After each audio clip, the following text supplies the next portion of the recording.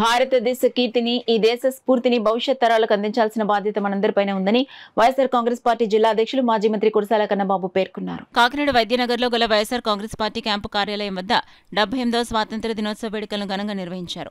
YSR Congress party జిల్లా అధ్యక్షులు మాజీ మంత్రి కురసాల కన్నబాబు జాతీయ పతాకాన్ని ఆవిష్కరించారు. ఈ సందర్భంగా ఆయన మీడియాతో మాట్లాడారు. ఈ కార్యక్రమంలో వైఎస్ఆర్ కాంగ్రెస్ పార్టీ సీనియర్ నాయకులు Kurasala Satyanarayana, Ravuru Venkateswararao, Kakinada rural in-charge MPP Bandili Virisha, party నాయకులు అనసూరి ప్రభాకర్ రావు, వైఎస్ఆర్ కాంగ్రెస్ పార్టీ నాయకులు, కార్యకర్తలు పాల్గొన్నారు. ఈ దేశం కీర్తిని, ఈ దేశం స్ఫూర్తిని నిలబెట్టి భవిష్యత్ తరాలకు అందించాల్సిన బాధ్యత మనందరిపైన ఉందని మనస్ఫూర్తిగా అభిలషిస్తూ ఉన్నాం.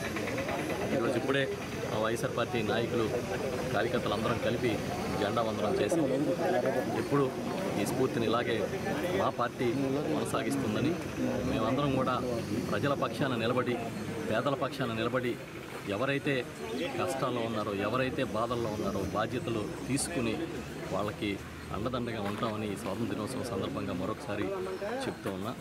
తప్పకుండా మేమందరం కలిసికట్టుగా ముందుకెళ్తాం.